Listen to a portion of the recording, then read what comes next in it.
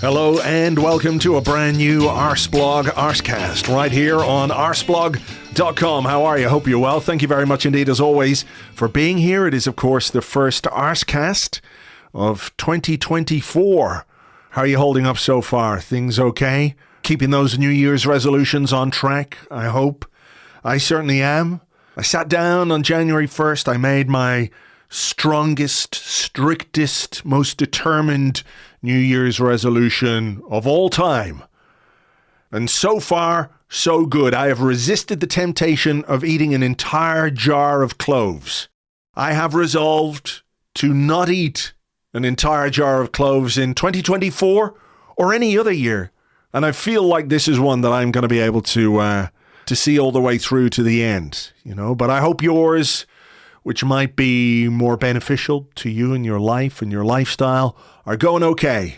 Those of you who are busy hitting the gym over the next week or so, or maybe a couple of weeks or 3 weeks, listen, by May, you might have some slight regret, some shame about paying the gym fee up front for 12 months as a kind of motivating factor to make you go. If I pay it all in one go rather than monthly, I will go. I won't waste that money. It's okay. Don't stress. There are bigger things to be worried about, of course, after the way we played against Fulham, a game which seems to have delivered something of a hammer blow to the psyche of many Arsenal fans, which I understand. It was terrible and very, very bad and awful and all those things. But I have seen it take the wind out of people's sails, so to speak, you know, from comments we have on the website and discussions you see people having online. The reaction to that performance was really quite something. So let's hope we can get wind back in our sails for this weekend when we have the simple task of beating Liverpool in the FA Cup. I don't know, I have this thing about Liverpool in the FA Cup that I could be completely wrong about this, but I feel like when we beat them in the early rounds of the FA Cup, we usually go on and win it. That's probably nonsense, but that's what it feels like. So I'm hoping that if we do win this weekend, it will be a good omen. And then, of course, there is, you know, a couple of weeks for the players to get rested, recharged, refire those batteries and get ready for our Premier League game against Crystal Palace on the 20th of January. For today's show, though, because it's been a pretty quiet week, normally happens after a bad result, you know, there's kind of media lockdown and there hasn't been much in the way of transfer rumor worth talking about, or certainly not ones that people want to spend too much time giving consideration to, because it's mostly stories about like how we're not going to buy anyone.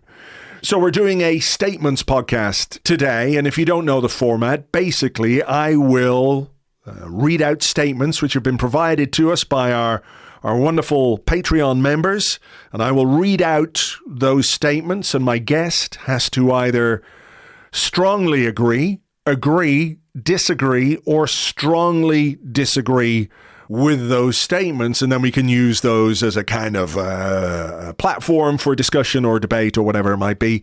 So we might as well just get on with the show, and with me to do that, you'll know him as the host of the Arsenal Vision podcast. It's Elliot Smith. Elliot, hello to you and Happy New Year. Yeah, Happy New Year, Andrew. Good to see you. And you? I appreciate that when you're like, oh, I'm going to be doing my hot takey episode, so I got to go get the hot take guy. So thanks for having me in the rotation for that. No problem. You're the first guy I thought of for this. So just to remind you, I've already reminded the listeners, I'm going to give you statements, and you can either strongly agree, disagree, or strongly disagree with them. No fence sitting, which I know is your speciality, of course, but we'll push you out of your comfort zone today. Let's start with something that's relatively current. And Tater Murray says, people are overreacting to the Fulham loss and performance. I do love a good tater. I would say strongly agree. I think that there are things in the Fulham performance that are worth teasing out. I think there are attacking issues that are worth discussing. I think there are things that have been potential problems for us this season that we've seen pop up more than just in the Fulham game. But I think that performance is an aberration. And I think if you look around at the teams that have had Champions League football this season in particular, and you look at how they finished the holiday program, they all look like they were out of gas.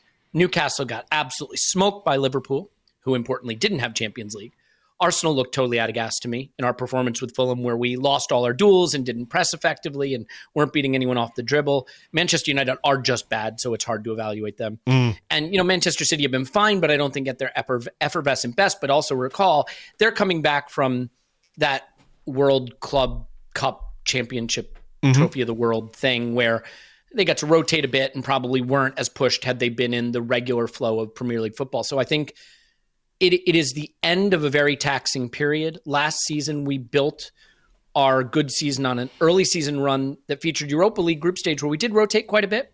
That's where Liverpool find themselves this season. And I think not all, but some of the difference could boil down to a little bit of that. Well, do you have any theory on why this particular performance and result seems to have, in the little bit of intro I did before this, I said it's delivered like a hammer blow to the psyche of many Arsenal fans, which is perhaps over-egging the pudding a little bit. But, certainly it's been a long time since Arsenal have played anywhere near that badly, in my opinion anyway. You've got to go back to find a performance like that.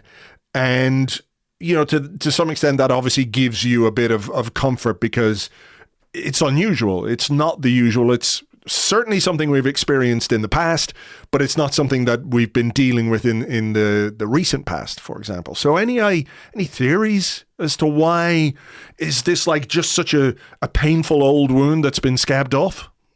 Yeah, well, first of all, it doesn't help that we lost the game before at home to West Ham. Well, right? true. And they're very different performances, but I think it's also the emotional distance we've traveled. We were top at Christmas, and I think if you polled Arsenal supporters at that time on what we could do this season, there would have been a lot of optimism around the title.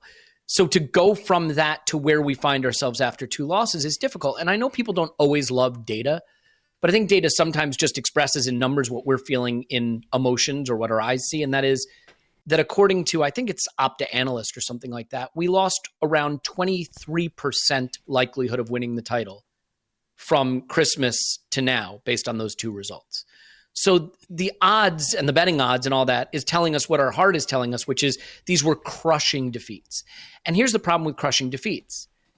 Because they are crushing, it's hard to analyze them with a clear eye, I think. And so some of the analysis around how we're playing is almost certainly going to be impacted by the very rightful feeling that the title is now deeply in jeopardy as a result of those 2 outcomes. All right, good theory. Could well be that. So we'll see. And look, things fluctuate very quickly in football. You win a couple of games and things start to look a bit rosier in the garden. So here's one which I think was quite fun if I could find it. Yes, it comes from Joey H. 94, who says, last season's Arsenal would beat this season's Arsenal. Ooh, that is a fantastic question. I would say disagree. Ooh, that's interesting. I thought you were gonna agree with this, and if someone had made me say would it be agree or strongly, I would have urged towards strongly. So tell me why. Well, first of all, and I think that this is something that's broken our brains a little bit. There wasn't just one Arsenal last season, right? Are we getting to play the Rob Holding Arsenal? Are we getting to play the no Gabriel Jesus? Like Arsenal last season was a bit of a roller coaster in terms of when we were great. I haven't seen an Arsenal play that way, maybe ever. The absolute peak of the early 2000s, but not much outside of that. But we weren't that for that much of the season. We accumulated points at a good rate, but I think after the World Cup, we started to see the drop-off, even though we were getting points, and then obviously injuries took its toll. I think this Arsenal against last season's Arsenal, I think last season's Arsenal would struggle to create chances against this season's Arsenal. I think we're better at having the ball. I think we're better at controlling games. I think we're better at suppressing chances. What both teams have a bit in common is we chuck a few in our net, stupidly.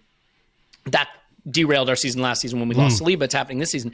The biggest difference, if you want to say would last season's Arsenal beat this season's, is just the form of the front 3, right? So the irony is everything tells me right now that the only major difference in how we're playing this season, last season is our front 3 is not firing.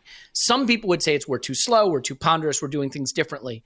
But if I look at it and I look at the shots we're taking and the positions we're taking them in and the amount of control we have, Saka's not finishing, Jesus is not finishing, and Martinelli very much is not finishing anywhere near the rate we did last season.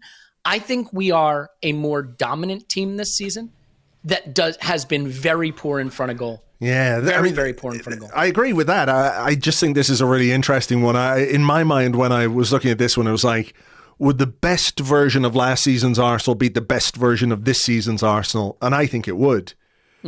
I think it would. And I can see all the things that you're saying about the way we're playing, and we give up fewer chances, albeit we've gone off a cliff a little bit defensively at the moment. I just think that pre-World Cup version of Arsenal, if we could have kept that going all the way through the season, was probably a title-winning team. Whereas I don't know that the best we've seen from this season's team has really shown enough to be considered in that regard. Most people are probably going to agree with you, honestly. Obviously, and look, they had more points, they had more goals, they had a better goal difference at this stage. Like, of course, I think, look, we did play. There are really two great teams in the Premier League this season other than us. Everyone else is a mix and match. And that's Liverpool and City. We played them both. Our performance at Anfield this season was much better than last season, although admittedly, look at the team we took to Anfield last season, so caveats in place. I think our home performance against City was better this season. More controlled, a very tactical game that we, just about won with a deflection. I get it, but I think it was better. So I think at the very top level, when we played those two teams, I think we look better. In their absolute flowing best, last season's Arsenal were excellent. But I think people forget post-World Cup, I don't think we ever hit that level again. I really don't. I think we found pockets of form but never hit it. So you're comparing this season's Arsenal to, I think, part of last season's Arsenal, which is fair. But I don't know. I like a lot of the things about the way we're playing. I don't want to come across as a Pollyanna, but if you think back just 2 games to where we were at Christmas, top at Christmas, and the kind of football we were playing, and breezing through our Champions League group, by the way, where we've looked excellent. I don't know. I think this team might have even just a little more control than last season. Right. Okay. Well, we'll have to agree to disagree on that particular one. That's the whole point here. Yeah, exactly. You mentioned stats, and certainly the game is analysed in a very minute fashion these days. This is fairly basic. Photonic Cannon says the lack of open play goals is an overstated problem. Is a photonic cannon very basic? Because I figured the open play goals statistic was fairly basic. Okay, and is photonic cannon saying it's overstated? He says the lack of open play goals is an overstated problem. I will strongly disagree with that. And you can look where you want for where that deficiency comes from.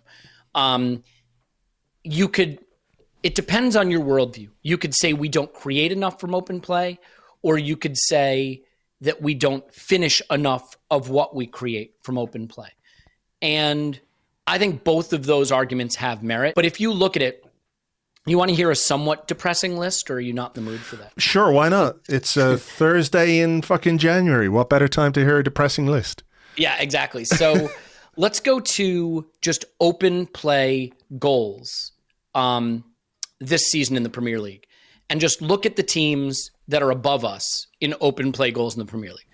City, Liverpool, Spurs, Brighton, Villa, Newcastle, West Ham, Bournemouth, Chelsea, Forest, Fulham, Wolves. All of those teams have more open play goals than we do. And the reason I don't think that is something not to worry about, because you say, well, penalties count and set pieces count, and they certainly do, and set pieces are actually a great reference point for how well you're being coached, I think, to some extent, right? But the reason I think it's a problem is ultimately I think it's a reflection of how effective your attacking football is. For all the dominance we have, how come our open play is not producing more goals? But here's why I think you can just point to the form of our front three. And everybody's going to roll their eyes out of their head when I mention XG, but let's just do it for a second. Okay? Sure. From open play XG, we are just 2 expected goals behind City from open play. And we are 13 behind them in goals. So, I was going to ask you, does that give you does that sort of give you a sense of a little bit of optimism that when it does click, in that the fundamentals are kind of there in terms of the framework? It's about applying those finishes. It's a bit of both. I definitely think that our attack has been too comfortable getting it to wide positions, isolating Saka 2 and 3v1, isolating Martinelli, not finding combination play. I think that improved when Jesus came back, if you really look at it. not with the blinders of the last two performances, or in particular the Fulham performance. I think that has improved. But I mean, the funny thing is, Andrew, if we just finished our open play chances at expected level, right? Just expected level, not outperform them, just at expected level, we would be tied with Liverpool for goals scored this season. So, it's unsatisfying to say, our attackers just haven't taken their chances. That's unsatisfying. People want a tactical change or a transfer market change or a substitution change that'll fix it. But let's be honest, your eyes tell you this. Last season, that Martinelli chance from the center of the box against Fulham goes inside the post. The Saka chance, right? The volley that he blasts over last season, that goes in the back of the net. And suddenly, you win 3-2 and everyone's going, the hallmark of a good team is winning ugly, right? I mean, for all Liverpool created against Newcastle, and I've never seen anything like it, they got pegged back in that game at one point, and they needed a penalty to get back out in front. A questionable penalty where Jota threw himself to the ground theatrically. So no one wants to hear, just finish your chances, we'll be fine. But there's at least some of that in my mind. Okay, I would agree with you with that one. The lack of open play goals is a problem. And I think what open play goals give you is a kind of momentum and confidence as well, leaving aside the statistical look at things, just how you feel as a group of players, as individuals. If Martinelli scores 2, 3, 4 goals from open play, I think we see a different Gabriel Martinelli for the rest of the season. Same with Bukayo Saka, same with Gabriel Jesus. So I think those chances, however way you want to analyze why we're not taking them, need to start being taken, because I do think that you can't win a lot of games just with set pieces. No, and by the way, it changes not just the player's confidence, but it changes game state, right? Sure, having a lead versus a team being able to bunker and protect a lead. Yeah, I think there is maybe something that can be at times over. What's the word I'm looking for? Like the game state against Fulham was perfect for us when we went 1-0 up, so it doesn't always work out, but I do know what you mean. Yeah. But like the Villa game's a great example too, though, for the people that are like, we're too slow, we're too ponderous, we don't attack at speed or direct. Villa's a great example of, like, I thought we did everything we're supposed to do. We broke their high line, we got in behind them time and time again. I can't explain why we didn't make the right pass or finish the chance or make the right last pass. I watched Liverpool get in where Salah played a beautiful pass between center back and defender to Jota. Mm-hmm. And Jota doesn't slam it at the keeper from a tight angle. He cuts it back to Curtis Jones, who taps it in for a goal. And I just feel like that last extra pass or that last smart decision, like the Villa game, we attacked at pace. We were direct. We got in behind their line and still contrived not to execute. And I can't help but feel these players were playing better in the attacking third last season, and not for any particular tactical reason I can explain. So on the same sort of thing, Fabregasted says one of Martinelli, Saka and or Jesus will strike a rich vein of form soon, and like a domino effect, the rest of the players' forms will begin to thrive, thus solving the goal drought and allowing us to win the league without any major additions. Okay, if you hadn't put the coda on the end of that, I was ready to strongly agree with you. He's gone a long way with that one, in fairness. I'm going to strongly agree with 3/4 of it and disagree with the last piece. I think it is, look, we're 5 points back of Liverpool. That's not the end of the world. We're going to be behind City by the time they play their game in hand. It's not the end of the world. We can still win the league. I think we are outsiders now. It's just the reality based on the position we put ourselves in. But I strongly agree that one or more of these players is going to find some better form than they've been in. I think they're shagged out. I think this 20 days off from the Premier League will help. I think a little warm weather will help. I think that it's a chance for Mikel to work on some things on the training ground, which everything in my mind says we've been good at. If you look at our preseasons, we keep coming back in preseasons looking like we've evolved and innovated. There's a chance we get some players back. Maybe we even add a player in the window. But I do think, as you can probably tell from my previous answers, that these players have more in them than we're seeing from them. And it has to be, right? Because you look at City and they have Haaland, and you look at Liverpool and they have Salah. And like, if we want to believe that Martinelli and Saka, can ascend to those kinds of levels, and certainly Saka, there's more to these players. There's no way you can convince me this is just who they are this season. After last season, doing what they did. Yeah. So I think it will happen, yes. Yeah, I think one of the things around particularly the discussion of Saka and Martinelli, is that they obviously improved massively last season in terms of their output, and very few players improve and then continue. There's like an improvement, there's a plateau, there's an improvement, then there's something of a plateau. And I do think that might be part of what is happening. You know, we're all looking for explanations as to why these guys aren't scoring goals the way they did last season, but it's not unusual for a young player, 22 years of age, to not quite hit a wall, but certainly to sort of get to a level, stay there for a little while, and then kick on again. And I do wonder if that might be part of what is going on. But I do think there are other explanations in terms of how the team is set up and everything else. We had a couple like this. They're not quite the same, so maybe you can try and remember both of them. But ATX Bergkamp Lover 6969420 says Arsenal would be top of the table if Jurrien Timber had missed less than 3 games. And JMart91 says, our technical reliance on Zinchenko was planned to be slowly phased out this season, and the plans were halted by the injury to Jurrien Timber. I'll go ahead and strongly agree, although I'm on the fence between agree and strongly agree.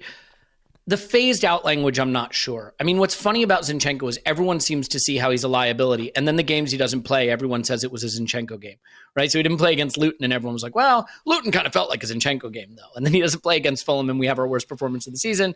And the guy we started at left back has to be subbed at halftime. And Tomiyasu comes in and we wind up with like 3 shots to end the game or so. So phased out might be too strong language, but what I definitely believe is you get diminishing returns from a player like Zinchenko if he has to play every game every week. That is 100%. Yeah. Yeah. There's just no way he's built for that. And that is a deficiency of his, but it's one that we have to manage. I think Timber being available, the whole would we be top of the league?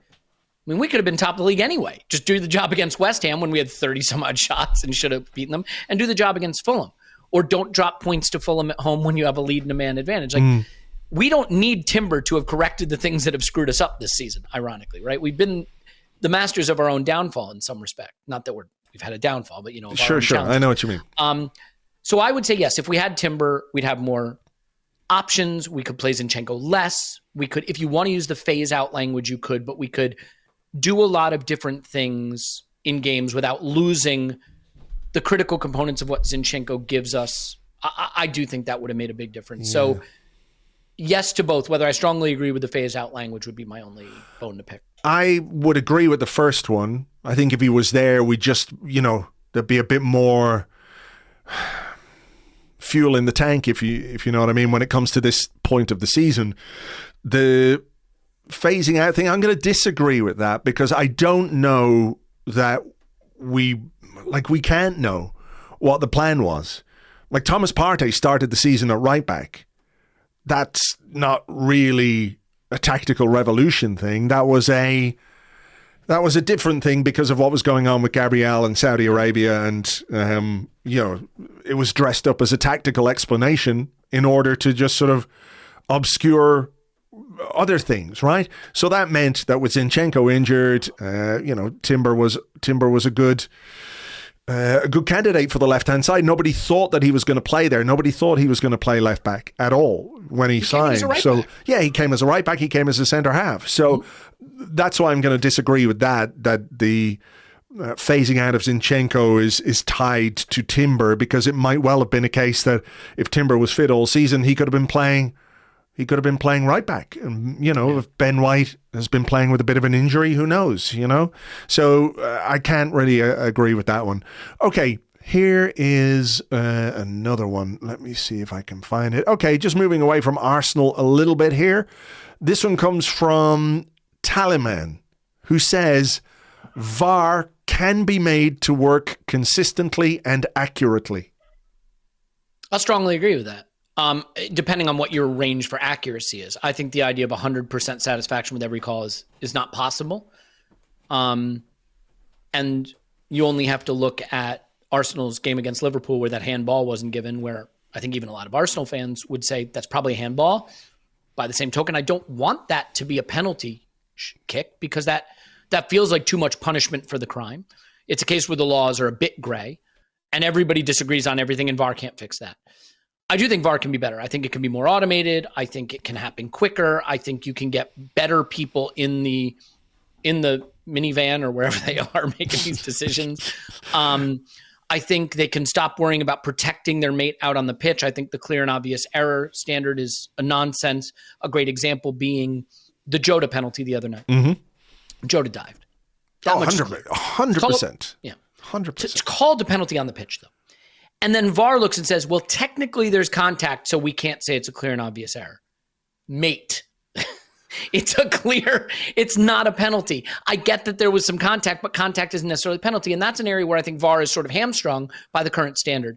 I just think PGMOL for me does not, I know this is such a cliche, but they don't feel fit for purpose for me. I think there needs to be a massive overhaul. It surprises me the Premier League hasn't taken it over, professionalized it, and really made changes. Now, I confess I don't understand how that would impact football in the UK and, at the grassroots level. And I know that it's difficult to get grassroots referees in because of the abuse they get, and there are cultural issues around abusing referees. None of that is right. But simply saying don't abuse referees, that's not right, is not an excuse for not having better referees and better refereeing standard in the Premier League. Those two things are not mutually exclusive. No, they are, professional. They are professional referees now. That is, part and parcel of what PGMOL is. I agree with you that I agree that VAR can be made to work consistently and accurately, but there's such subjectivity to so many of the rules in football or the decision-making processes in football that it leads to some of the frustration that we've seen. Some of it, though, is just down to people not being good enough at their jobs. And this is where I feel like the sort of gatekeeping of refereeing discussion or discussion of refereeing quality is really, really unhelpful. There are sections of the media running campaigns, don't abuse referees, and what happens is legitimate discussion and legitimate debate gets thrown in with that. Look, go on Twitter if you want. I very rarely do anymore, and it's great. But, go on there and you'll find all sorts of people saying all sorts of things about referees and decisions, most of which are completely indefensible. But if you have a reasoned, logical, sensible, constructive discussion about refereeing standards, then it can only be helpful for refereeing in general. And this idea that, you're going to put people off if, you criticize referees too much, or if they're in the spotlight too much, or if they're held accountable, or if there's too much scrutiny for them. But surely, if you do that, what it will become potentially is a more attractive job for the people who are really, really good at it. Yes. Because there's a pathway then for you to make the breakthrough. I don't know how you would say it, but to progress from being a grassroots referee and working your way up and maybe being a Premier League referee and maybe going to referee at a World Cup and all those things, because there is a process, or how would you call it? When you do your end of year, if you're the boss, you do your end of year employee assessments, right? Mm-hmm. John is fucking well done, John. You've been an A+ guy this year. Elliot, sorry, you've been bunking off too much, blah, blah, blah. You're not wrong. You're only getting 1% of your bonus, whatever it might be, maybe.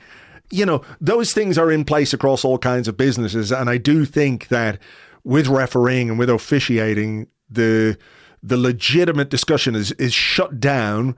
And I have to say, I don't know that having referees as kind of co-commentators on Sky Sports and things like that is particularly helpful in that regard either, because all they tend to do is back up the things which frustrate people. As you said, the Jota penalty, wouldn't all of football, apart from maybe Liverpool fans, have said, that's kind of what we want to see? Yes, there was a little bit of contact, but is that enough to make a player fall down 2 or 3 steps later? No. So, the game is better for that, I think. So two things. First, I want to differentiate between VAR and the refereeing, and I think there's one thing that's really wrong about how we talk about VAR. VAR isn't a thing. VAR isn't a thing. VAR doesn't do anything. The referee VAR who looks people, at the video does. Yeah, sure. Right. And so better people will make VAR better. I think the standards can be better, all of that. I know the laws of the game create some challenges because some of them are gray areas, and I understand that. But a few things. Like, nobody bats an eye if you say, oh, the players on that team are bad. But people somehow think referees can't be bad. Like, what if the talent level is just too low? Like, do we think the 19 Premier League referees are the best 19 referees in world football? I don't think anybody thinks that. Are they 19 of the best 20? Are they 19 of the best 40? Are they 19 of the best 100? I just think there's got to be a deeper pool of talent that can be brought in. Mm-hmm. And, you look at the Premier League, what has it done? It's consolidated as much talent as possible in these teams because they have so much money and not done the same thing in the refereeing group. So that's part of it. I think the other thing with VAR, though, Andrew, like, think about this for a second. Let's say I'm a referee. I make a terrible call for a penalty that's clearly never a penalty. Clearly. And VAR doesn't overrule me. Now I'm the center of attention. Now I'm going to get abuse. Now I'm in the spotlight. If VAR just corrects it, it helps me. It takes the pressure off me by, I missed it. I didn't see it right. VAR fixed it. Now no one's talking about me and my terrible call. Sure. But because of the silly way that VAR feels like they have to protect their mates on the pitch or clear and obvious, you wind up with that Jota penalty standing, and then the referee's under immense scrutiny for having given it. I just think the people who have put the program together have put it together wrongly. I think if you elevate the talent and improve the way it's administered, to answer the question that initiated this, yes, I think a more accurate, more satisfying, quicker, better VAR is possible. And as a final point, I will simply say this because I acknowledge this. I don't go to games often, but I do go. When you go to the games, VAR is a very unsettling experience. Yes. And for the match-going fan, I cannot be mad at any match-going supporter who hates VAR because I acknowledge that it the most joyful thing that happens in football is your team scoring a goal, and it has neutered that to some extent in the ground. I agree. No yeah, I was at the Sheffield United game this season, and I think at least three of the goals were subject to VAR checks.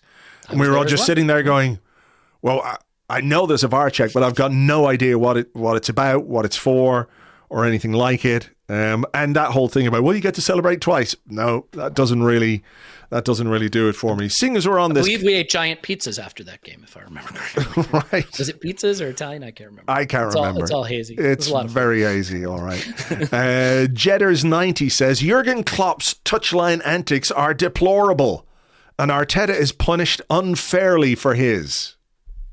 Strongly this is another. I strongly disagree, and strongly agree. I strongly disagree that Jurgen Klopp's are deplorable, and I strongly agree that Mikel's unfairly punished for his. Like, what are we doing here? The pantomime, the drama, the excitement. Like, we all loved Arsene Wenger bodying Mourinho on the touchline. We all love this stuff. Mourinho knee sliding in a suit. Like, it's all part of the pantomime that is elite sport. And let's face it, none of this matters. None of this is life or death. This is entertainment. And these antics make it more entertaining. And the thing that I can hear ringing in my ears, won't someone think of the children? But what about the children? Like, they're watching things on TikTok that are worse, I promise you. Go check their browser history. Kids have been copying stuff like since Kingdom Come, that's just what happens in the playground. Yeah. It used to be worse. I mean, all right, so we don't have to go all the way back to hooliganism, but obviously there were worse things in football than Jurgen Klopp making faces or Arteta being out of his technical area. I think this is the kind of stuff that TalkSport loves to get up in arms about, and I think it's a huge mistake to clamp down on this. I think football has a politeness obsession. I remember you used to get outraged about this, Andrew, back when Cesc spat. And it was regarded as worse. All the pundits were on TV saying, I'd rather have my ankle broken than get spat on. And I remember how upset you got about that. And yeah, it's just, and he spat on the ground, by the way, not on someone. So right, yeah, there's an obsession with politeness that doesn't make any sense. And the sooner we accept that this is all a big drama that's playing out in front of us and embrace it and enjoy it, the better. Yeah, I agree with that. I think I saw Pep Guardiola got his 4th yellow card of the season the other day. Like Marco Silva's had a load of yellow cards. Arteta's had yellow cards. I'm sure Klopp has had yellow cards. What is it doing? What do they want managers to do on the sidelines? Like you've got one of the most high pressure jobs in football, and I think Arteta's almost always really good on this in that he talks about wanting to live the game and how he wants his players to live the game and how He wants the fans to live the game and understand and experience the emotion of what football can give you. So why should a manager be distinct from that? Stand there with, in a top hat and just look on. It's absolute nonsense. I mean, I think there are certainly some lines that shouldn't be crossed, but this is an invention.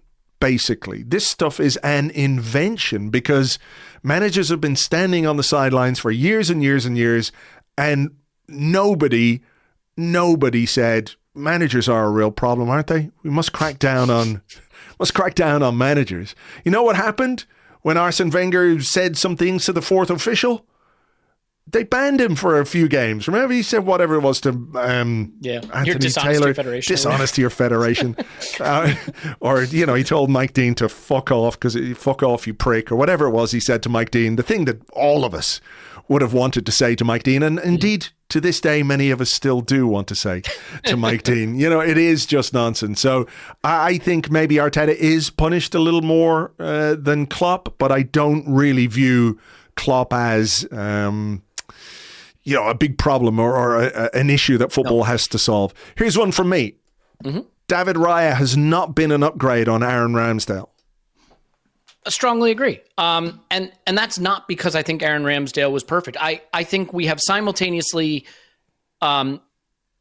rewritten some of Ramsdale's performances in history and also squinted to see it with Raya. I think we have a little bit of that, but look at the left back position he's actually playing and look at how far.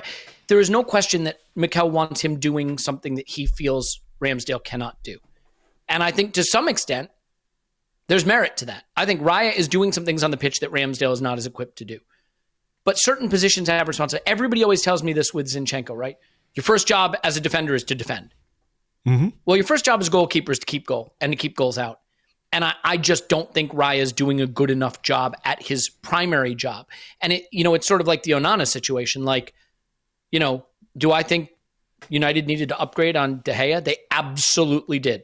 Did they need someone that could play with his feet? Absolutely. I remember playing United last season, and De Gea would just kick it out in a touch. He had no hope when the ball was at his feet.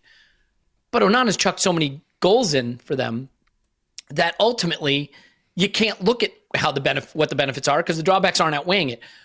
For me to weight Raya's ball playing higher, he needs to perform as a goalkeeper better. And that's not to say it can't work. I will say I'm a bit on the fence about whether it will work. And that's also not to say that Ramsdale was perfect because forget data. Data tells you he wasn't, but your mind, your memory should. I can name you the big errors Ramsdale made that cost us games last season.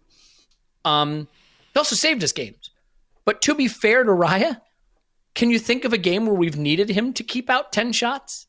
We just haven't played that way this season. I can't think of a game where Raya was active. And so I think when keepers tend not to be active, their errors are much more memorable. We can all remember Ramsdale saving us a point at Anfield last season. Raya hasn't had to even try a performance like that yet. So I think some of this is unfair.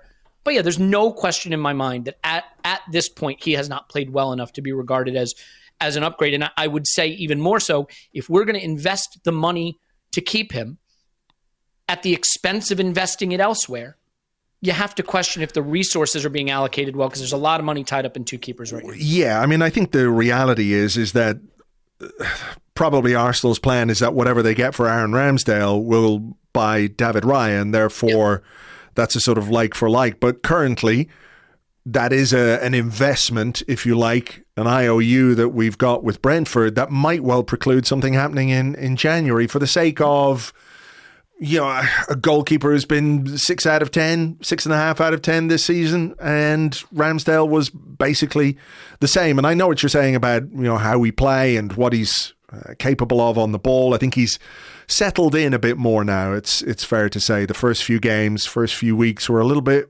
hairy. Some moments here and there, but I know what my eyes see. People can point to stats, but I know what my eyes see as well. So I don't think he has been an upgrade on Ramsdale, which isn't to say he can't become that. But so far, I don't think we've seen that. Here's another one on the manager from John Hossein, who says, Mikel Arteta, with 18 months left, should have his contract extended. Strongly agree. And there's so many layers to why I agree with this. And none of them are, he's perfect. Everything he's done is perfect. That's not my point remotely. Firstly, I think you have to look around at the landscape and say there are two clubs outperforming us. They have Pep and Klopp, who are probably the two best managers in the world. And nobody else in England is outperforming us the last couple of seasons. And everyone that's trying has been scrabbling around trying to find a manager. United have been doing it for years. Like Aston Villa? Well, Aston Villa, that's a manager we could look at, to replace Mikel, certainly. I mean, if Emery would lead Villa for us now. You can wind up on that hamster wheel of replacing managers and never find one that fits. Mikel, at a minimum, to me, feels like he gets Arsenal. He fits Arsenal at some level. We've invested a lot of money and time and culture change in him, so I don't think we would want to have to start that over. Because I don't think Mikel's the kind of manager you just swap in, swap out. We don't have a structure at Arsenal where managers are fungible. I think the structure is the manager. Now, I may have some issues with that, but it means if we swap him out, we're probably going to go through a couple of hard seasons, or at least a hard season of trying to rebuild the structures that go out with him. I don't see a team that plays better football with us, unless you want to count Liverpool and City. I don't see a team that's built their squad better than us, unless you want to count Liverpool and City. And we're in the Champions League as one of probably four clubs that you would say right now are have a chance to win it. So when I look at when he came in to where we are now, the trajectory has been where I'd want it to be. We have an FA Cup under our belt already, having beaten Chelsea and City on the way to winning it. And I think we're in a very good position now, unless the ass fell out of this season in a way that I can't anticipate. I don't think you want to be in a situation where next season manager contract talk becomes a distraction for what we're trying to achieve. And ultimately what we do know about manager contracts, this is the thing I've never understood. Okay, let's say we give him a 3-year extension and he bombs. He's terrible. We're terrible. You sack him. You know what? Like the amount of money I've seen clubs with less money sack managers on bigger wages. You know what I mean? So I think tying him up takes away the distraction of his contract from everyone. But does not mean you're stuck with him if something goes badly wrong. I just think it makes too much sense not to do Yeah, I mean, that's it. You can always fire a manager. It might cost you a few quid, but in the grand scheme of things, it's maybe half decent left back. Can I ask you a question about this too? Sure. Because this gets brought up so often, right? Whether the player's down tools, whether the players are playing for the managers. United have been on this constant conversational cycle of the players keep sacking managers. The one thing I think you and I would strongly agree with in the format is these players seem to want to play for this manager. Declan Rice came to Arsenal, and I think Mikel Arteta is a reason. That's worth considering, because the time when I think you really have to change is when the players don't seem to want to play for that guy. And I think with the opposite situation in our club right now, I think these players are really invested in him. I agree. When you look at the young talent that we've tied down, Saka, Martinelli, Saliba, there's going to be a new contract for Ben White soon. There's going to be a new contract for Tomiyasu soon. Declan Rice has come in, did not want to go anywhere else. I think that's a very strong message about, what players think of the manager, the way he works, and of course, whether or not they can fulfill their own personal ambitions when it comes to titles. He may get us there, he may not, I don't know. But right now, I think we're so far down the path with him that I think, he merits the next cycle, if that's what you want to call it. And beyond that, it's like, well, who do you get? Who's out there? I know there's always a manager, there's always a coach, but just right now, I just cannot. I cannot see that giving him an extension is anything other than the right thing to do. Yeah, and just a final point I want to make on this about where I've come from on this, so it doesn't come across as just thoughtless fealty to one man. I feel that had he been sacked on Christmas right before the Emil Smith Rowe Boxing Day miracle, he could have had no complaints. He came in as an untested manager with no experience and a job of this size, or in this kind of job, period. And I really think that those were bad times for us, and we struggled, and I think it took time. Now, you can come up with whatever explanation you want. We had to root out the bad seeds, or we'd do this, we had to do that. If he had been sacked at that time, I would have been totally behind that decision. But he wasn't. They rolled the dice on him turning it around. We got the Emil Smith Rowe Boxing Day miracle win over Chelsea that no one saw coming. And since then, I think the trajectory has been pretty positive. So it's not that I just think endless patience with this guy is the answer. But I think right now, and you said give him the next cycle. I would say, Andrew, it's that we're mid-cycle. And that's the problem, right? Yeah, Saka's just coming into his prime. Martinelli's just coming into his prime. Declan Rice, Odegaard. These are his players. He picked them. They're just coming into their prime. You wouldn't be changing at the end of a cycle. I think you'd be changing mid-cycle, which is a big risk. Fair enough. Okay, here's one from AFC Rai Pai, who says, if a clause exists, Arsenal should recall Kieran Tierney from his loan at Real Sociedad. Do we have a treatment table that needs tending? He's struggled to stay fit there too, I believe. I might be wrong about that. He did have a been the case. Did have a hamstring strain, but he's back now. I'm going to strongly disagree with this. First of all, I think what we've built Tierney up to be in our minds is not necessarily the player he's been with us basically after his first season or so. He is a touchline 4-4-2 kind of fullback, run the touchline, overlap. Maybe you think we should use our fullbacks that way, but Mikel isn't going to. And if you look at using Kivior there, which hasn't worked, but Tomiyasu there, which has worked a time, and Timber there, what part of what we've tried at left back suggests that Tierney would be the answer? I just don't. In the NFL, when teams are losing, the backup quarterback is always the most popular guy in town, and I think some of that is happening. If we had Timber, we'd win the title, or if we bring Tierney back on loan, or if we just gave Emil Smith-Rowe chances, because they're all notionally the answer, but we don't know if they're the answer. So we say they're the answer. I can't see any world, Andrew, where Kieran Tierney coming back moves the needle substantially on whether we win the title or not. I don't think it moves the needle. The other thing is, I don't think it will happen or it can happen, because I don't think that clause is in there. Beyond Real Sociedad saying, well, listen, we've had enough, you can have him back. I think where it stems from probably, though, is anxiety over the left back position because of Zinchenko's form/injury record. Tomiyasu, of course, away with the Asian Cup now. Kivior has had his struggles there. So people would see Tierney as experienced, can do a job, maybe not the job. You don't want to see him drifting into midfield or anything like that. Absolutely not. But they would say, well, it could be a handy solution. He's the player we own. He knows the club. He knows the league, blah, blah, blah. But I would also disagree with the contention generally. I just Can I ask you a question? Yeah. Once upon a time, we had a right back get injured, and Hector Bellerin, who no one knew much about, came in and made the job his and was very good for a couple of seasons. Is there not someone we can roll the dice on? The one thing that I think is somewhat frustrating is, when the attacks looked a little light, is there?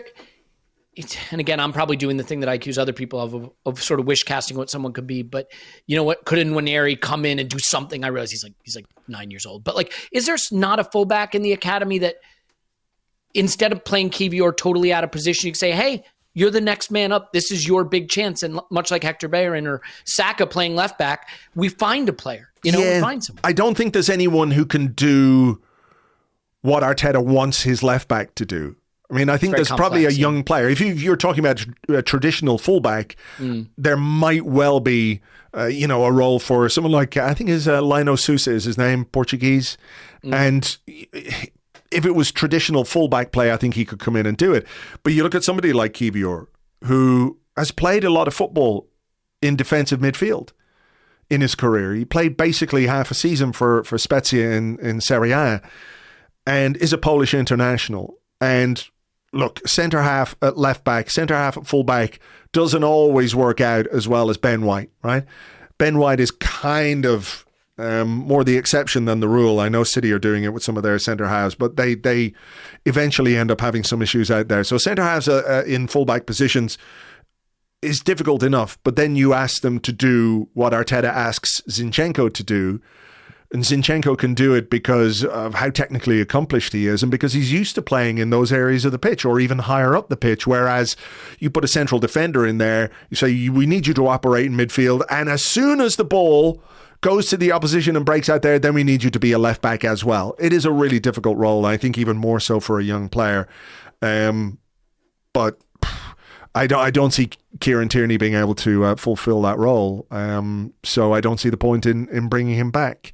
Ironically, we're linked with a 17-year-old at Ajax, so it's just kind of like a defender, you know. Well, there you go. There you go. Whether he's the solution for this January or not, we'll have to wait and see. What else do I have here? Okay, NY Gooner says, neither Ivan Toney nor Victor Osimhen are the attacking reinforcements Arsenal need this season or moving forward. Strongly disagree. So look, I am not afraid to be wrong in public, as is quite evident. We did a scouting video on our Patreon for Osimhen. We did a couple of them. Mm-hmm. And I'll admit, that player was different than what I thought that player would look like. And I think, low touch, low involvement, not necessarily the cleanest in his technique, a guy who looked good in the box, finishing chances, but a lot of tap-ins, a lot of running in behind, a lot of headed goals. And I sort of was like, well, I can't see him doing what Gabriel Jesus does. This is a weird fit. But then I thought about it, and I look at games like West Ham, and I look at games like Fulham. It's like, maybe we need someone who's just an absolute box destroyer, who through his movement in the box, through his occupation of defenders, now they can't focus on Saka as much or Martinelli as much, or he finds that opening in a way that maybe Jesus is too willing to drop into midfield and isn't there to do sort of the Lacazette issue. Ivan Toney, similarly, like, you can't tell me that someone who will win a first ball down for our wide players or where we can go a little more direct wouldn't help. Now, whether they are the star replacement for Gabriel Jesus, this is a risk. Manchester United have spent the GDP of a reasonable sized nation trying to buy attackers. One of them is going back to Dortmund this window on loan. One of them has 1 goal in the league, right? The other one has 1 goal in a calendar year. So this is not easy to do. Nico Jackson can't finish his dinner. This is a hard position to solve for. And maybe the best thing we've done is not chase guys like Vlahovic and Mudryk to the ends of the earth, because they've turned out to not be the answer. So I think you're always in safe territory betting against a big attacking player failing, because they do that a lot. Mm-hmm. But I think either of those players would solve a deficiency we have. Now with Toney, he's going to be 28. The money being mooted is pretty big. He's coming off 8 months not playing the game. I still think we're not trying to win 5 years from now. We're trying to win now and next season and maybe the season after that. I'd be fine with either of those players. I'm not the one to tell you what the price should be, but I think either of those players improves us in areas where we need to be improved. I would agree with you in that if you're looking at your, it's ridiculous to say if you're looking at your bench and you've got Victor Osimhen on it, which is an absurd thing to say because of the price that is being quoted for him. Yeah. 130 million, whatever it is. Similarly, though, it's an absurd thing to say about Ivan Toney. Well, wouldn't he be better than Eddie Nketiah? Yes, but do you pay 80 million? No. In January, you don't. I don't think you do. I don't think you can. Brentford might go down. Like, I don't think they will, but if they can't score goals, they're without Mbeumo for a couple months. Like, they need Ivan Toney as much as we do. Well, I've said this. I said this elsewhere, as maybe on the preview podcast. I kind of feel like Ivan Toney owes Brentford at this point of the season. Given his absence, given the fact that they don't have Mbeumo, given the fact they do have a lot of injuries. He's got to come back in and be the main man for them and score goals and get them out of trouble. I understand how he might want to move to Arsenal. Absolutely. I think we can all do that. But, I also feel like I do wonder if a guy who hasn't played since last May is the guy to come in and spark your title challenge, because it can take a while to get back to proper fitness after that. Now, I know sometimes a player get injured in May and he's back and everyone goes, he's like a new signing because, he's fresh. He's super fresh. And, that could be the case too. But I every time I think of Toney and what he might bring to the team, there's also like these little alarm bells ringing about what investing in him now might mean for what you could do during the summer. And look, I don't think Arsenal are going to invest in him now.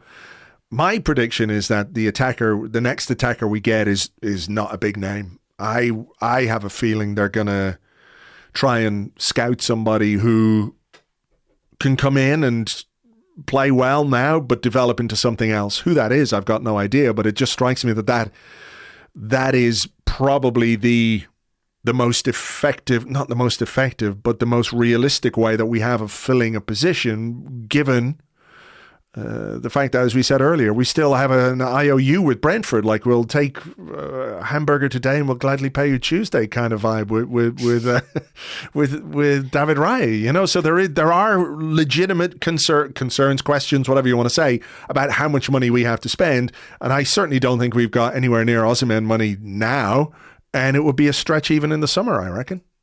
This team scored 84 goals last season. We should be doing better with the group we have, let alone what we need to add. Can I throw something at you that I don't totally understand, though?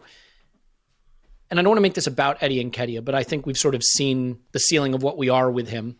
Does it surprise you that Havertz hasn't played 9 outside of half against City and the Community Shield? Because, I'm not saying Havertz is a world-class 9, but we're looking at these sort of big, tall guys in Osimhen and Tony who are good in the air. Havertz is excellent at aerial duels.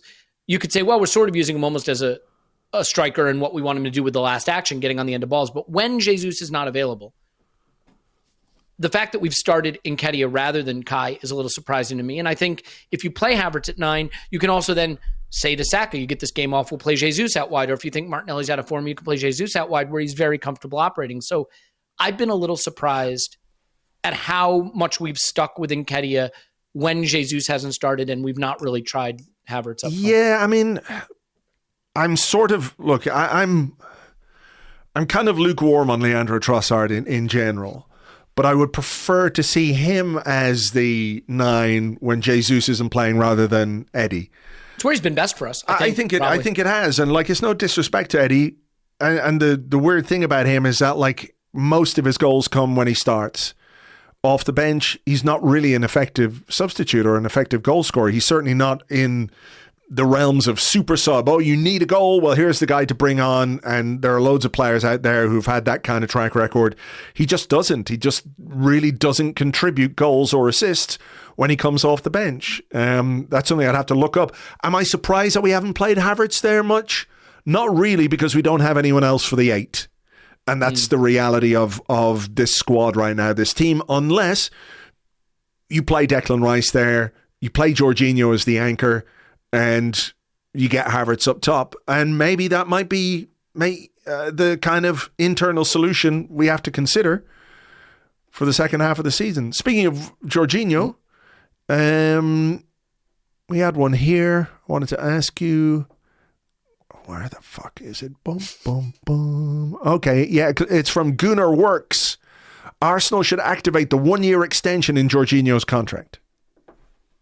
Oh, God. I'll strongly agree. Strongly? Wow. Okay. Yeah, because I don't know what's going to happen with Thomas Partey, but I have a hard time believing he'll be here past this season, and you can't rely on him no matter what. I think it would be a mistake to rely on him. I think that means we're probably going to have to go for another midfielder, which I think we will do. I know we've been interested in Zubamendi, I think, is someone that Mikel knows previously or from his old club, and that's someone we've looked at. There are other players that I think people like better, but the point is I think we're linked, and I think we will probably go for another player in that area. I don't know when, but maybe. So El Neni moves out. Partey presumably moves out. You have Declan Rice. You have new signing person. Jorginho does feel almost like he's in the coaching group at times, I feel like. And I know we've done that whole thing with, Holding is he's in the leadership group, and we've done that with a lot of players. El Neni is basically like a coach. But I think Jorginho can still play.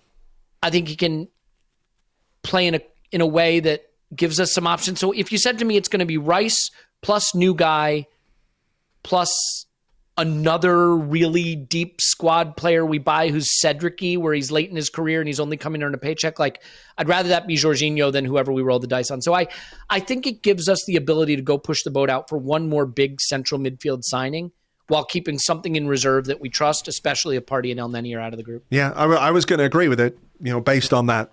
Based on what I expect to happen with El Neni and Partey, I don't think you can lose all three. And of the three, I think Jorginho, for various reasons, would be my pick of the player I would prefer to stay. at the club. So can I add one thing to that too, which Sure. is it's not like so last season we had Xhaka, and Xhaka played the 8, but he's certainly a player you can use at 6. Now that we've switched that to Kai cannot play in central midfield. That's not a role you're going to give him. So, had this been last season, you'd say, well, we have Xhaka who can step into that role. The new left 8 cannot step into that role, which makes it even thinner there, I think. Maybe one of your academy players, I don't know what Patino's up to necessarily, or one of those kind of guys. Maybe. Okay, let's do 2 more very quickly to get us out of here. Chargui says Arteta should start sweet-talking Michael Olise into an Arsenal move right now if he hasn't started already. No, well, I like the player, but I'm going to strongly disagree. How would that work exactly? I mean, do we not want another exciting, attacking, creative, goal-scoring, wide player? I'm thinking the wrong player. I'm sorry. You're Michael Olise. Yes, sorry. You're thinking of Eze? I had my mind elsewhere for a minute. I think I agree with this. I think that's a right age, right kind of player. I don't know what it would cost. I mean, the question I have is, I haven't looked. How safe are Palace at the moment? Are they safe? Not safe. I mean, nobody's safe at 20 games in. The bottom 3 teams are pretty bad. They're 6 off the relegation zone right now. I mean, call up Crystal Palace, call up Roy Hodgson, say, look, we want Olise. We'll give you some money. Here's a little guy called Reece Nelson. Can I have him as well? Yeah. What do you think Olise's level is? Like, he's so hard to gauge for me. One of the things I find that's really interesting about him, his temperament. You know what I mean? He's just like, he'll score a wonder goal and then just sort of stand there. Like, I really, really like him. I think he's just such a fun player to watch. I guess if you have some concerns about consistency or inconsistency, it's probably tied to the fact that he's playing for a team like Palace, with all due respect to Palace. If Dan from HLTCO is listening, I'm just sort of saying that that's usually the case. But I think when he shines, he really shines, and what he's capable of against good teams is really very impressive. He's a fabulous player. He really is. He's a fabulous player. And I think, so what role would you give him at Arsenal? Like, where would you want him in, like an 8 type of role? Would you give him what? I don't know. I mean, look, he can play. I think he can play both sides. He can play left and right. He can play left and right of the attack. I think he's good enough on the ball as well, definitely to play more centrally. Has played a bit as a 10, so another versatile attacking player. I mean, if Trossard can play left wing, left 8, up front, there's plenty of room for Michael Olise to get minutes. So, I think he's just a fun player. There are a lot of players who are very good in the Premier League, very obviously, but there are not a lot of players who are just fun when they get going. You look at them and you think, oh man, that's just fucking so exciting to watch. So he's definitely one for me. I would love 100%. To see him. By the way, so I heard the Ollie thing. I had Villa's squad up as something that I was looking at earlier. So I thought Ollie Watkins. Okay. How's that going to work? Yeah. No, that did not. But no, okay. Olise would be great for us, for that's sure. Great. Yeah. Okay, final one comes from me. Arsenal will make a significant signing in the January transfer window. Does David Raya count? No, we've already signed him. I strongly disagree with this. I think we'll bring in a left back, maybe on loan, some kind of defender, maybe on loan. Is that not significant? Could it not be significant depending on the caliber of the player? Or do you think the way significant to our season, or significant in terms of what people would get excited about? Yes, the second one. So you're still strongly disagreeing. I would say don't be excited, to quote a famous man. We can do things that would not excite you. I think we will get a defender because we have to. And I think people will moan about it because this manager only signs defenders. But we actually do need one. Mm-hmm. We have a major crisis there. The C button could be hit here if we're not careful. And obviously I'm talking about a right back, not any other C word. But so no, I think we need one. It's unfortunate that we need one, but I think we need one. We probably need one that's a more short-term solution, given that we could find ourselves in a glut of those players 3 months later. For me, it's something that has to happen and will happen, but I just don't see this club buying the striker or the forward option they don't want just to get it done in January. We were very, very interested in Caicedo last January. I think maybe we could have gotten that done, but we wanted Rice and we waited for Rice. And I think that was the right move, quite clearly. I don't want to throw this season away, which is why I think we'll get a defender, but I don't know, Andrew. The only major move we could make is forward, and I don't think that can be done this window. Maybe for FFP reasons, but almost certainly just for market reasons. Yeah, I think that's the primary one, is the players that you really want are usually only available in the summer. I do go back to last January, though, and how hard we were pushing for someone like Mudryk and what that says about what the manager wants in his squad, the kind of player, profile of player that we were willing to go that far with a guy we knew was really, really raw, which has become evident during his time at Chelsea. I think he's beginning to find his feet a little bit at that club and in the Premier League, but it does say something to me about what we want to do. I do think that player still will be more available in the summer than January. And I don't actually expect anything significant to happen in the window in January. But like you and like everyone listening, I'm sure I'm open to a nice surprise. So let's see what happens between now and the end of January. For now, we'll leave it there. Elliot, thank you very much. Thanks, Andrew. Good to talk to you. Thank you very much indeed to Elliot. You can find him on Twitter. He is at Yankee Gunner. So you can go there, follow him, and immediately block him at Yankee Gunner. And of course, he is the host of the Arsenal Vision podcast, which I'm sure many of you listen to as well. And if you don't, you should. Right, I am going to leave it there for now. There is, of course, a game against Liverpool in the FA Cup on Sunday. We will have a full preview of that game for you over on Patreon, patreon.com/Arseblog. Not sure if it'll be Friday afternoon or Saturday morning, but we will have that preview podcast for you in loads of time for the game on Sunday afternoon. For now, take it easy, folks. Thank you so much as always for listening, and we will catch you on the next one. Until then, cheers. Bye-bye.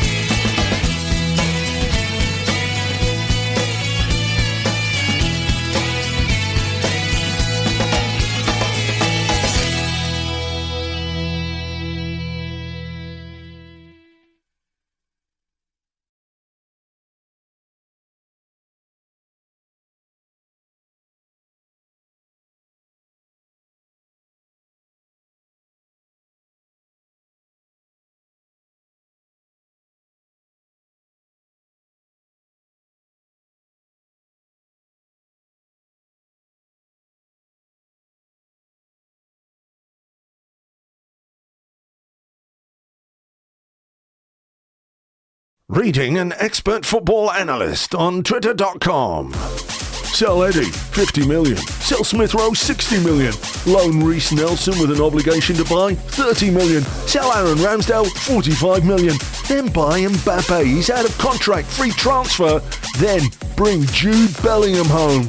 Problem solved. Sort it out, Arteta and Edu. Listening to an audio version of that post from the same expert football analyst. Sell Eddie, 50 million. Sell Smith Rowe, 60 million.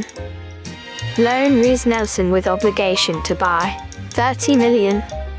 Sell Aaron Ramsdale, 45 million. Then buy Mbappe, out of contract, free transfer. Then bring Jude Bellingham home. Problem solved.